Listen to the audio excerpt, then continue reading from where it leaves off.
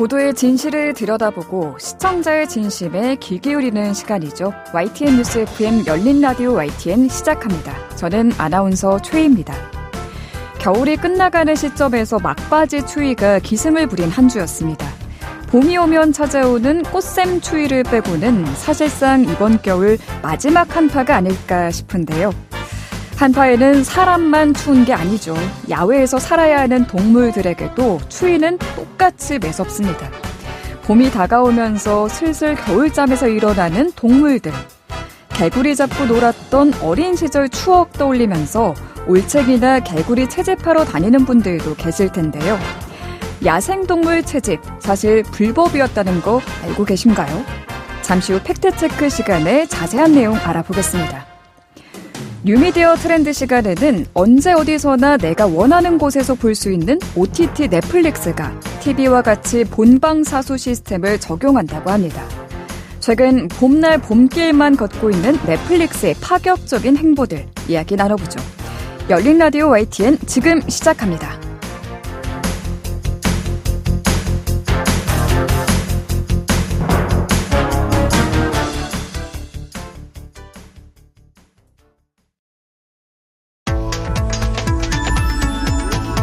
미디어가 전하는 이슈에 대한 다양한 분석과 팩트체크까지 바로 보고 뒤집어보고 꼭꼭 씹어보기 위한 미디어 비평 프로그램 열린 라디오 YTN.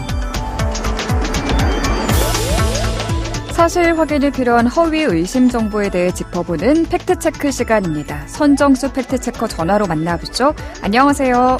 네, 안녕하세요. 네, 오늘 팩트체크 주제는 포획 금지 야생동물입니다. 본격적인 이야기 나눠보기 전에 맥락을 먼저 짚어봤으면 좋겠어요. 네, 요즘 개나 고양이 등 이 반려동물을 중심으로 동물권 운동이 호응을 굉장히 많이 얻고 있는데요. 그만큼 이 반려동물을 키우는 반려인들이 많아졌기 때문입니다. 네. 근데 반려동물 말고도 우리 곁에는 여러 가지 동물이 살고 있습니다. 바로 야생동물인데요. 반려동물보다 상대적으로 덜 주목을 받고 있죠. 함부로 대하는 사람들도 많고요. 곧 봄이 될 텐데 이 많은 아이들이 산으로 들러나가서 개구리와 올챙이를 잡을 겁니다. 그런데 이런 것처럼 야생동물과 관련해서 우리가 무심코 하는 행위들이 법을 위반하는 경우가 왕왕 생기고 있는데 많은 분들이 모르고 계셔서 한번 짚어봤습니다. 네, 저도 어린 시절에 계곡에서 올챙이 알을 채집해서 키워본 기억이 있는데 네. 그럼 아이들이 하천에서 개구리나 올챙이를 잡는 게 불법인가요? 우리나라는 야생생물법으로 야생동식물을 보호하고 있는데요. 멸종위기종으로 지정된 야생동물을 포획하면 처벌받게 됩니다. 양서류 가운데 멸종위기 야생생물 1급은 수원 청개구리가 지정이 되어 있고요. 멸종위기 야생생물 2급으로는 고리도롱뇽, 금개구리, 맹꽁이가 지정이 되어 있습니다. 또 이 법에는 포획이 금지되는 야생동물 종을 정하고 있는데요. 네. 포유류 57종, 조류 388종, 파충류 17종, 양서류 9종 이렇게 되는데 아이들이 많이 잡는 개구리과에서는 한국 산개구리, 북방 산개구리, 계곡 산개구리가 포획 금지 대상이고요. 도롱뇽과에서는 도롱뇽, 제주도롱뇽, 한국 꼬리치레 도롱뇽, 이끼 도롱뇽 이렇게 포획 금지 대상입니다. 네. 그리고 두꺼비과에서는 두꺼비와 물두꺼비가 해당되는데요. 멸종위기 1급 야생동물을 포획하거나 죽이면 5년 이하의 징역 또는 500만 원 이상 5천만 원 이하의 벌금에 처하고요. 상습적이면 7년 이하 징역 7천만 원 이하의 벌금입니다. 그리고 멸종위기 2급 야생동물을 포획하거나 죽이면 3년 이하 징역 또는 300만 원 이상 3천만 원 이하 벌금에 처하도록 되어 있고요. 멸종위기종은 아니지만 포획금지 대상인 동물을 포획하게 되면 2년 이하의 징역이나 2천만 원 이하의 벌금에 처하게 됩니다. 네, 지금 멸종위기 야생생물 1급과 2급 종류를 이렇게 쭉 말씀해 주셨는데 네. 개구리알이나 올챙이를 잡아도 처벌이 된다는 건가요? 야생생물법 시행 규칙에 이렇게 정의가 되어 있습니다. 살아있는 야생생물 및 그 알을 포함한다. 이렇게 명확히 규정이 되어 있습니다. 그래서 이 처벌 대상인 종에 해당하는 개구리 알이나 올챙이를 채집하는 것도 명백하게 불법이라고 할 수 있습니다. 그렇군요. 그런데 요즘도 산이나 하천에 가면 정말 많은 아이들이 부모님과 함께 와서 이 채집망으로 개구리를 잡고 알을 떠가고 한단 말이죠. 이게 다 불법이라는 거죠? 네, 그렇습니다. 우리나라에 서식하는 개구리종은 무단개구리, 두꺼비, 물두꺼비, 작은 두꺼비, 청개구리, 수원 청개구리, 노랑배 청개구리, 맹꽁이, 한국 산개구리, 큰 산개구리, 계곡 산개구리, 참개구리, 금개구리, 옴개구리, 황소개구리 이렇게 14종입니다. 네. 이 중에 앞서 말씀드렸던 멸종위기종이나 포획금지 대상이 아닌 개구리 종류는 몇 종 안 됩니다.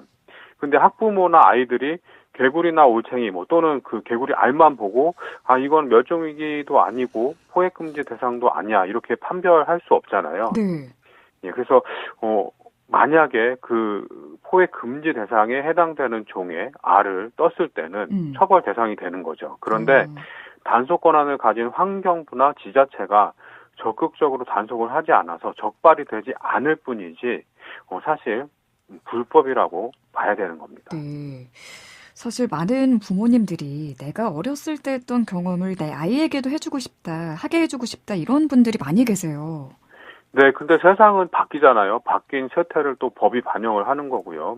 유사한 예를 들면, 최근에 개고기 금지법이 발효가 됐잖아요. 예. 어르신들이 평생 잘 먹던 음식을 왜 못 먹게 하냐 이렇게 반발하신단 말이죠. 네. 그런데 예전에는 고기가 귀했던 시절이었고 지금은 없어서 고기를 못 먹는 시절은 아니잖아요.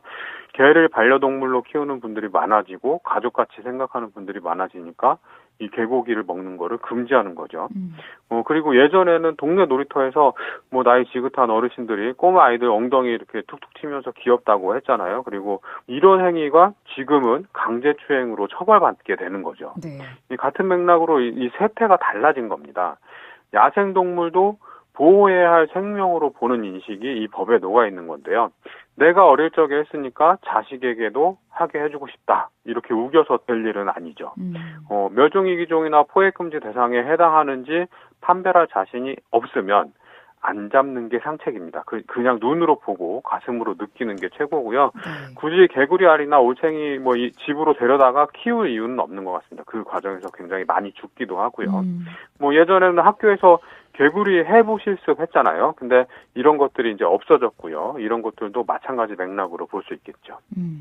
개구리 알, 올챙이 모두 소중한 생명이니까요. 잡는 것보다 그냥 눈으로만 보시고 네, 그렇게 하시면 좋겠습니다. 포획금지 야생동물에 대해서 좀 더 자세히 알아볼게요. 기준이 어떻게 되나요? 야생생물법이 정하는 멸종위기 야생생물 1급, 2급에 해당하는 생물은 포획이나 채집 등이 금지됩니다. 그리고 국제적 멸종위기종, 사이테스 협약 이렇게 부르는데 이 국제적 멸종위기종도 마찬가지고요. 포획이나 채집을 금지하지 않으면 곧 멸종될 위기에 놓인 이런 종류들입니다. 그런데 멸종위기종은 아니지만 이 야생동물 471종을 포획금지 대상으로 정해놓고 있는데요. 이 멸종위기종으로 지정되지 않은 생물도 보호 대상에 포함을 시켜서 무분별한 포획을 방지하자 이런 취지로 만들어진 조항입니다. 네. 당초 개구리와 뱀에 대한 남획을 방지하자는 의도가 컸다고 볼 수 있는데요. 이 또 그 예전에 보신 음식 보신 약용 이런 식으로 굉장히 개구리와 뱀을 많이 잡아서 먹었던 그런 관행들, 관습들을 있었죠. 이제 좀 근절하겠다 이런 의지를 담고 있는 거죠. 이 471종에는 우리가 이름을 알고 있는 야생동물들이 거의 다 포함됩니다. 어르신들이 어린 시절 잡아먹었다 이렇게 말씀하시는 동물들도 대부분 포함이 되는데요. 포획금지 대상 가운데 익숙한 이름을 좀 소개해드리면 참새, 메토끼, 다람쥐, 청설모, 너구리, 멧돼지, 노루, 고라니, 청둥오리, 꿩, 제비, 직박구리, 까마귀, 까치 이런 종류들이 있습니다. 길에서 다니시다가 마주치는 동물들은 대부분 포획금지 대상이라고 보셔도 무방합니다. 네, 까마귀나 까치, 멧돼지 이런 동물들은 유해 조수로 지정돼서 포획할 수 있는 걸로 알고 계시는 분들이 많을 것 같은데 포획금지 대상이군요. 그렇습니다. 사람의 생명이나 재산에 피해를 주는 야생동물 가운데 환경부령으로 유해 야생동물을 정하고 있습니다. 여기에 포함된 동물 좀 말씀드리면 참새, 까치, 어치, 직박구리, 까마귀, 갈까마귀, 떼까마귀, 큰부리 까마귀, 꿩, 맷비둘기, 고라니, 멧돼지, 청설모, 두더지, 쥐류 및 오리류, 집비둘기, 민물 가마우지 이렇게 해당이 되고 있습니다. 유해조수로 지정되어 있는 동시에 포획금지 야생동물에도 포함이 된 건가요?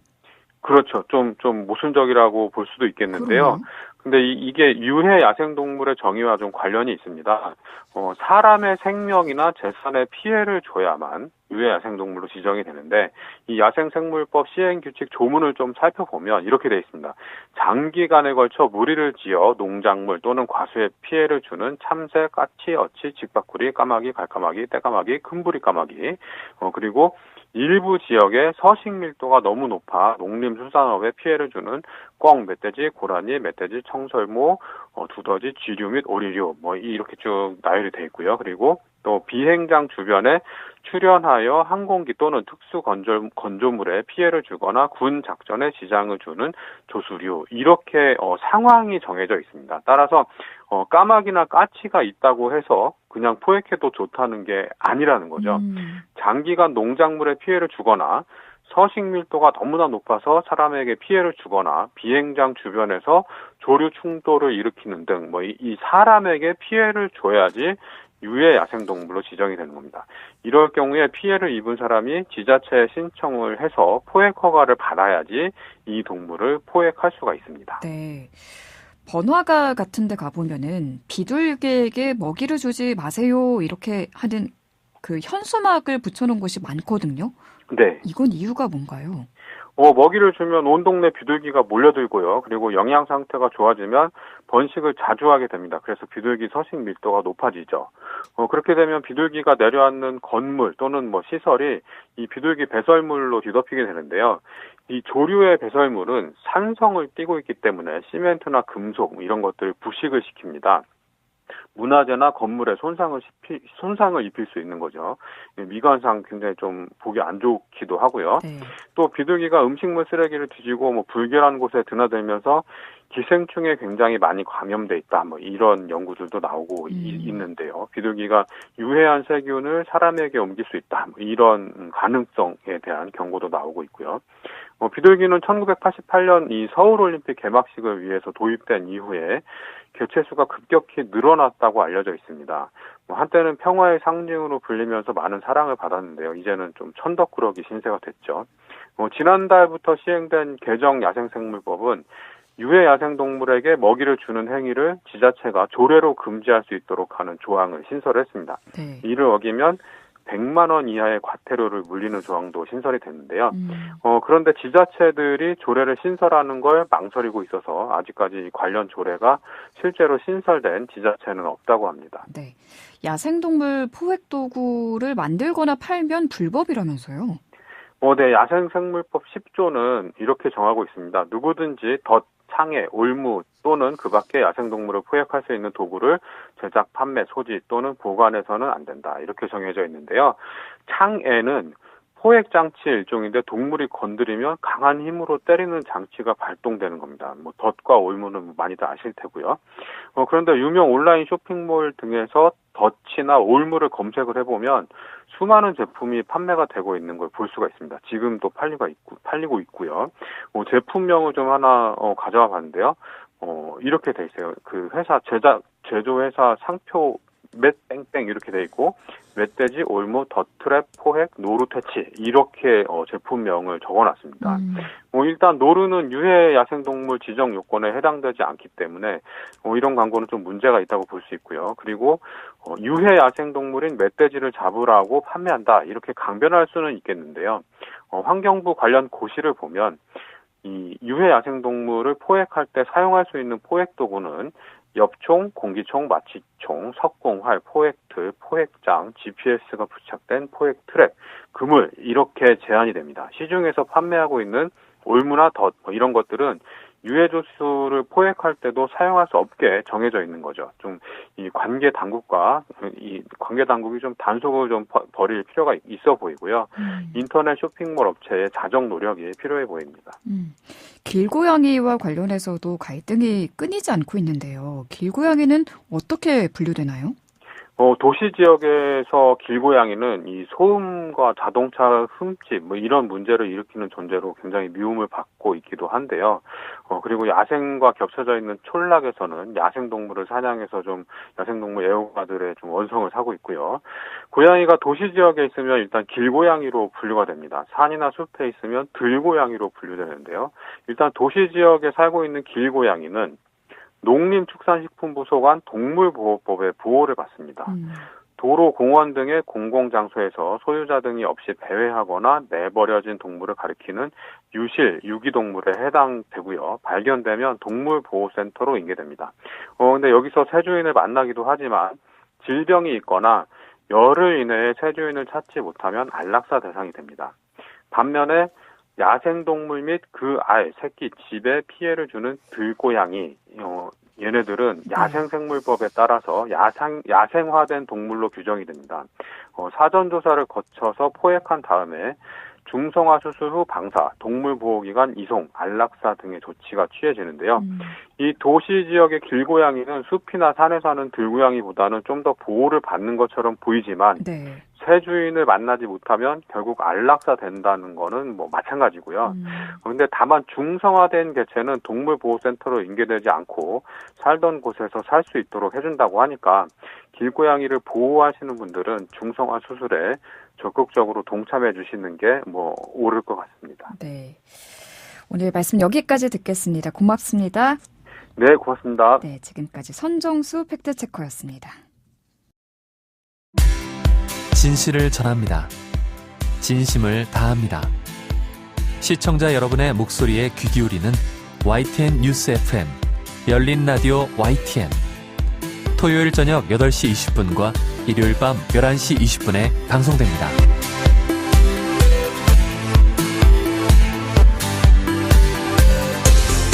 이번에는 YTN 라디오 프로그램들을 모니터링하고 평가해 보겠습니다.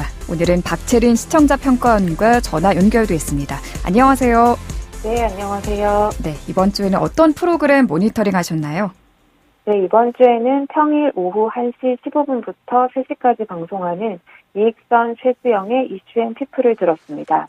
모니터링 기간은 6월 3일부터 17일까지 총 2주간입니다. 네, 이익선 최수영의 이슈앤피플 어떤 내용 먼저 짚어볼까요?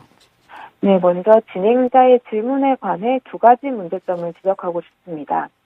첫 번째는 질문이 편향적이라는 점인데요.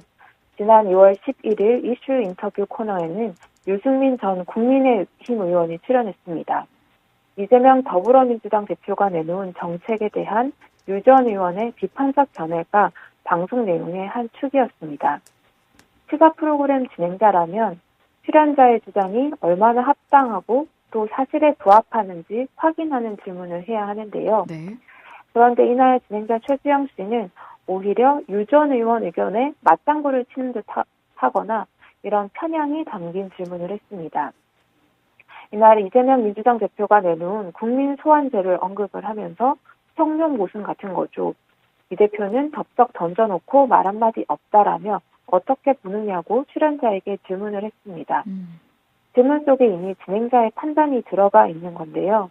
청취자 입장에서는 답변을 듣기도 전에 국민 소환제에 대해 반감을 갖게 될 가능성이 높다는 점에서 바람직하다고 볼 수 없는 질문 방식입니다. 네. 판단은 청취자의 목소리를 남겨두는 진행이 필요하다는 말씀해 주셨고요. 진행자 발언에 또 짚어야 할 부분이 있다고요? 네, 진행자가 유 전 의원의 답변을 요약한 내용에도 문제가 있습니다. 진행자는 유 의원의 답변을 증오의 정치, 혐오의 정치가 더 가속화될 수 있다는 지적을 하셨다라고 정리를 했는데요. 그런데 출연자의 발언에는 증오나 혐오에 연관될 만한 발언은 없었습니다. 출연자가 이재명 대표의 극렬 지지층이 제도를 악용할 수 있다는 우려를 잠깐 표한 수준인데요. 오히려 유 전 의원은 선거구제 개편과 다당제의 필요성 등 정책적 대안을 제시하는데 더 많은 분량을 할애했습니다. 그런데도 진행자는 출연자 발언의 일부분을 좀 부풀려서 요약을 했다고 볼 수 있습니다. 네. 또 증오나 혐오 같은 자극적인 단어를 사용해서 논란을 키울 우려도 있습니다. 이러한 요약이 나온 배경도 역시 앞선 진행자의 질문에서 볼 수 있듯 진행자의 주관적 견해가 강하게 작용한 것 같아 우려스러웠습니다. 네, 두 번째로 짚어야 할 부분은 어떤 내용일까요? 네, 부적절한 연관성을 조장하는 듯한 질문에 관한 것인데요. 지난 2월 3일 신문고 코너에서는 딥시크를 주제로 2명의 정치인과 인터뷰를 했습니다. 이때 진행자 최수영 씨는 딥시크가 2030의 반중 정서에 불을 지피진 않을까라며 질문을 했는데요. 먼저 저도 2030에 속하지만 딥시크 뉴스를 보면서 반중 정서를 떠올려 보지는 못했습니다. 그리고 포털 사이트 네이버에서 검색을 해봤는데요. 2030, 반중, 그리고 딥시크가 들어간 기사를 검색을 해봤습니다. 이 세 키워드를 연관 지은 기사는 검색 결과 YTN 라디오뿐이었는데요. 그만큼 일반적인 연관 관계라고 보기 어렵고요. 네. 그나마 출연자가 딥시크와 반중 정서는 연관성이 적다고 답해 다행이었습니다. 질문은 질문 그 자체로도 하나의 메시지가 될 수 있는데요. 답을 해야 할 만큼 중요한 어떤 내용이라는 의미가 담겨 있습니다. 답변만큼 질문에도 신중함이 요구되는 이유입니다. 예. 특히나 최근 특정 정치 세력을 중심으로 반중 정서를 키우고 있는 상황에서 반중 정서와 딥시크를 연관 지은 것은 괜한 논란을 키울 우려도 있어서 조금 더 조심했으면 어땠을까 하는 아쉬움이 남았습니다. 또 다른 문제점으로는 어떤 걸 짚어볼까요? 네, 출연자가 사실과 다른 주장을 할 때 진행자가 이를 바로잡지 않았다는 점입니다.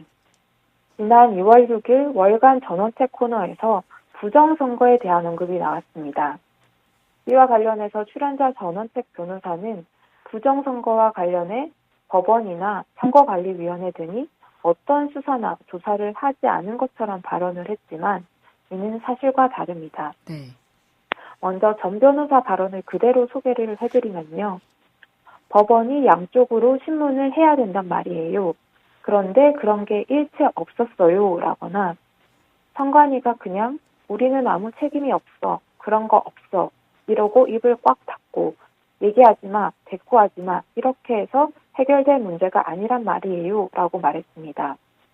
법원과 선관위가 부정선거와 관련해서 마치 아무것도 하지 않거나 오히려 못하도록 막은 것처럼 들립니다. 예. 그런데 부정선거를 주장하는 민경욱 전 미래통합당 의원이 21대 총선 부정선거 의혹을 제기해서 재판이 있었습니다. 이때 선관위와 함께 법원은 민 전 의원이 증거로 제시한 위조투표지 120여 장을 민 전 의원이 직접 추천한 전문가가 감정하게 했습니다. 그런데 그 결과 투표지가 위조됐다는 증거는 나오지 않았고요. 2022년 대법원은 민 전 의원의 소송을 기각했습니다. 이외에도 제21대 총선 부정선거 의혹에 대한 126건의 소송이 기각 또는 각하됐고요. 네. 또 제22대 총선 관련 부정선거 고발건에 대해서는 검찰과 경찰의 무혐의 종결권도 있습니다. 또 제20대 대통령 선거 속풀이 투표 논란에 대해서도 감사원이 직무감찰을 했는데요. 감사원은 부정선거 단서가 없다고 판단을 했습니다. 또 윤 대통령이 12월 10일 담화에서 국정원의 중앙선관위 보안 점검 결과를 개업 이유로 내세웠는데요. 네. 이에 대해서 담화 이후 국정원은 당시 보안 점검 때도 부정선거 의혹은 찾지 못했다고 국회에 보고했습니다. 사실과 다른 부분이 있었다면 방송 중에 진행자가 팩트를 확인하고 넘어갔어야 할 텐데 아쉬운 부분 말씀해 주셨어요. 네, 맞습니다. 법원과 경찰, 감사원, 국정원도 부정선거에 관해서 재판하고 감사하고 수사 등을 했는데 마치 이런 과정이 전혀 없었던 것처럼 말하는 건 사실과 다릅니다. 특히 부정선거를 두고 갈등이 심한 상황에서 이런 말을 하는 것은 출연자도 무책임했지만 듣고만 있는 진행자도 제 역할을 하지 못했다고 할 수 있습니다. 네, 오늘 말씀 잘 들었습니다. 고맙습니다. 네, 감사합니다. 네, 지금까지 박채린 시청자 평가원이었습니다.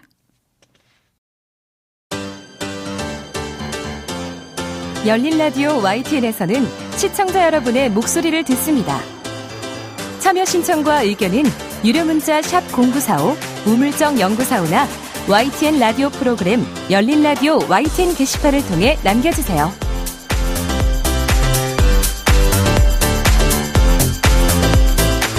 뉴미디어 트렌드입니다. 오늘도 트렌드를 사랑하는 김조한 UID 상무와 함께합니다. 안녕하세요. 안녕하세요. 네, 상무님 오늘 이야기해볼 주제는 넷플릭스도 본방사수하는 시대입니다. 정말 깜짝 놀랐어요. 넷플릭스가 TV처럼 편성에 나서는 건가요?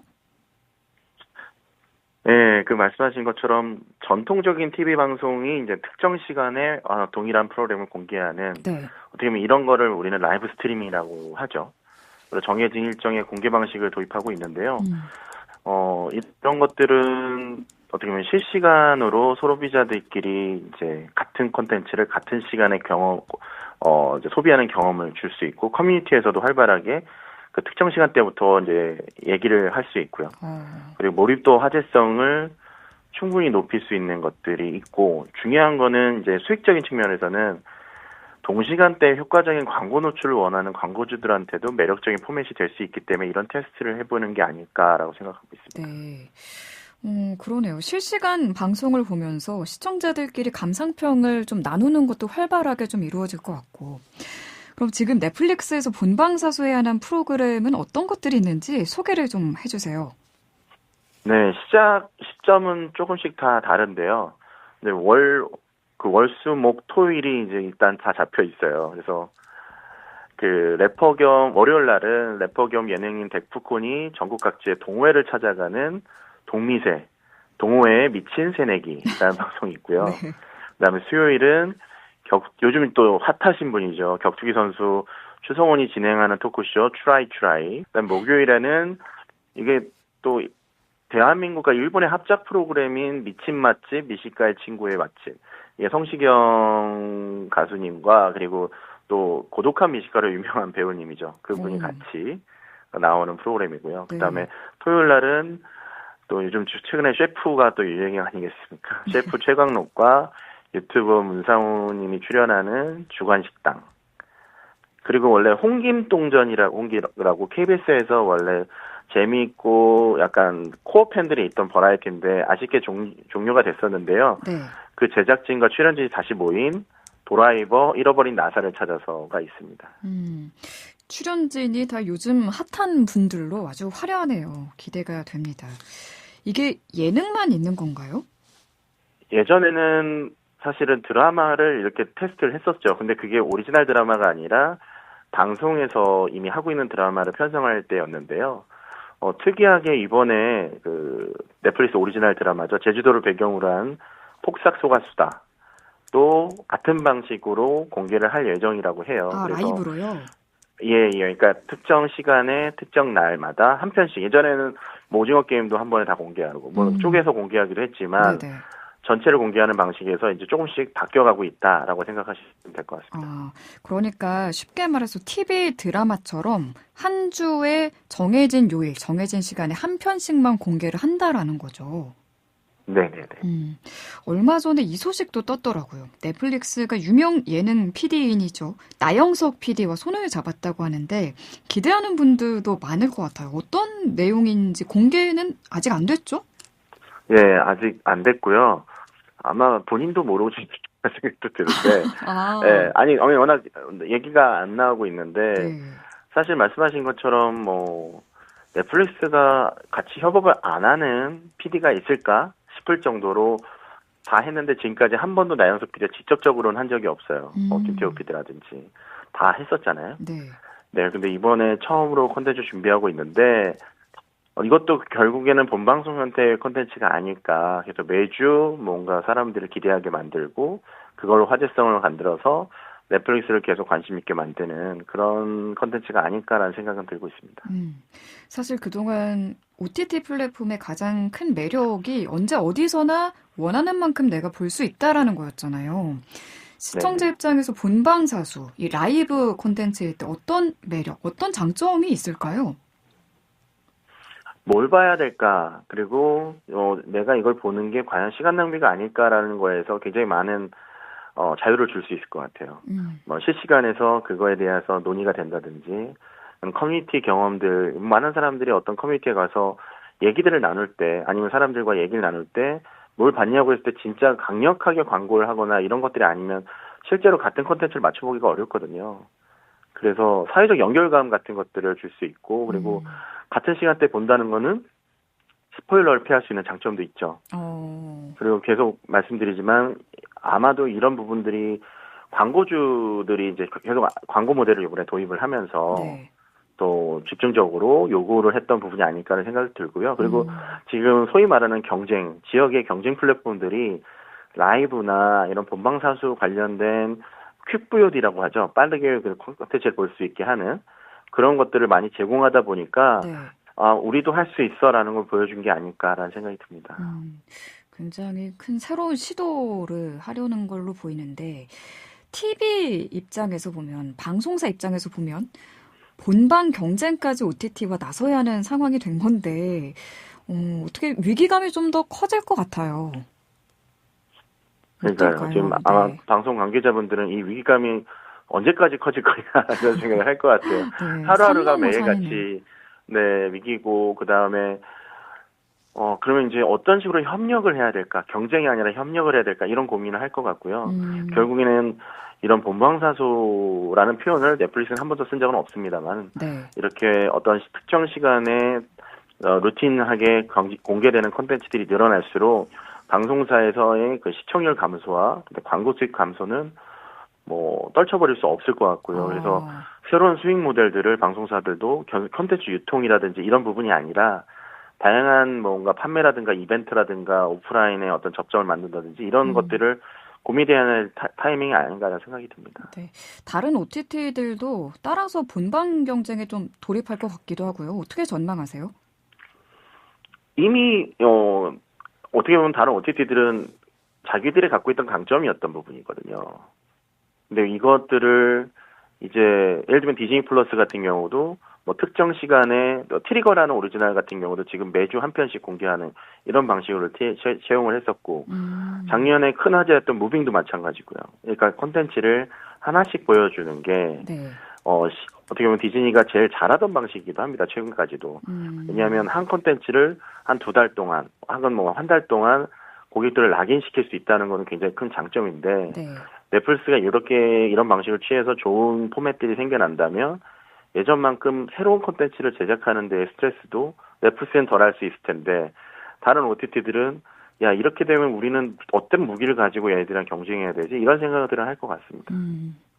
장기적으로 OTT들이 라이브 방송의 영역을 이렇게 확대를 해 나간다면 앞으로 중계나 뭐 홈쇼핑까지도 진출할 수 있다는 가능성이 나오는데 충분히 현실이 될 수도 있을 것 같은데 어떻게 보시나요? 그러네요. 이게 결국에는 가지국은 콘텐츠랑 뭐 라이브 방송 이런 것들은 이제 넷플릭스도 굉장히 강화하는 부분이잖아요. 스포츠 그리고 뉴스도 얼마 이제 곧 도입할 수도 있다는 얘기 나오고 있고요. 홈쇼핑도 지금의 IP를 가지고 물건을 뭐 전 세계 저희 지금 편의점을 가시던 아니면 어떤 큰 마트를 가도 넷플릭스란 로고가 가진 물건들을 굉장히 많이 보실 수 있을 거예요. 네. 그래서 그게 사실 특정 홈쇼핑 포맷이 아니더라도 이제 콘텐츠 내에서 이런 광고주들과 협업해서 광고가 나올 수 있다라는 것들이 보이거든요. PPL 같은 그런 것들 통해서 이제 기존의 포맷과는 다르겠지만 더 많이 할 거고 그러면 그럴수록 방송사나 아니면 콘텐츠를 제작하는 사람들의 고민은 더 이제 어려워질 거고 그리고 이제 광고 기반 비즈니스 모델들이 좀 더 넷플릭스나 이런 플랫폼과 경쟁하기 위해서 더 많이 나오지 않을까 생각을 합니다. 왜냐하면 네. 고객들이 넷플릭스에 몰리게 되면 돈은 이제 넷플릭스에 계속 들어갈 텐데 네. 결국 콘텐츠를 모두 다 서비스를 할 수 있는 건 아니기 때문에 그런 콘텐츠를 고객들한테 돈을 받는 방식이 아니라 프리미엄 광고주들을 연결해서 볼 수 있는 방식들로 가지 않을까 생각을 하고 있습니다. 네. 얼마 전에 저희가 넷플릭스가 지상파 SBS와 같이 협력하기로 했다라는 이야기를 나눴는데 지상파 방송과 OTT 플랫폼 간의 이런 협업, 이런 변화는 앞으로 미디어 생태계에 어떤 영향이 있을까요? 이 협업이 어떻게 보면 방송사를 지금은 더 강하게 만들어주는 게 있는 것 같아요. 예를 들면 SBS에서 이제 넷플릭스가 큰 투자를 하면서 협업을 하기 시작하면 예전에 제작할 수 없었던 예를 들면 광고 비용으로 이게 충당이 안 돼서 이 프로그램을 제작하기 어렵겠는데라는 고민이 바뀌거든요. 넷플릭스에서도 나가고, 그 다음에 이 프로그램 자체는 뭐 해외에서도 잘 팔릴 수 있어라는 어떤 자신감이 생기고, 그 다음에 금전적인 손실을 봤던 부분이 어느 정도 그 투자로 메꿔진다고 하면 네. 더 많은 제작을 하면서 넷플릭스는 또 좋은 콘텐츠를 받을 수 있는 이런 형태가 드러날 거고요. 네. 단순히 넷플릭스, SBS뿐만 아니라 최근에 네이버 치즈직과 MBC와도 협업을 하기 시작했거든요. 네이버 치즈직은 이제 네이버의 이제 스트리밍 서비스입니다. 네. 근데 여기에서도 뭐 이제 정주행 채널 같은 것들 협력을 하면서 어떻게든 새로운 수익 모델 그리고 새로운 시청자들한테 자기 방송을 보지 않는 시청자들한테 자기네 콘텐츠를 전달할 수 있는 노력들을 계속 할 거고요. 이거는 결과적으로 미디어 생태계 융합을 가속화시킬 거고 지상파 방송사냐 OTT 플랫폼이냐 이런 것들이 나중에 어떻게 살아남거나 어떻게 표현될지 모르겠지만 네. 결국 유기적으로 완성된 미디어 시장을 만들어내지 않을까 생각합니다. 네, 알겠습니다. 오늘 말씀 여기까지 듣겠습니다. 고맙습니다. 감사합니다. 네, 지금까지 김조한 UID 상무였습니다. 열린 라디오 YTN 오늘 순서 여기서 마무리합니다. 저희 프로그램은 YTN 라디오 홈페이지와 앱, 또 유튜브와 팟빵을 통해서도 다시 들으실 수 있습니다. 오늘 끝곡으로는 본조비의 Always 띄워드릴게요. 저는 다음 주 이 시간에 다시 인사드리겠습니다. 아나운서 최유였습니다. 고맙습니다.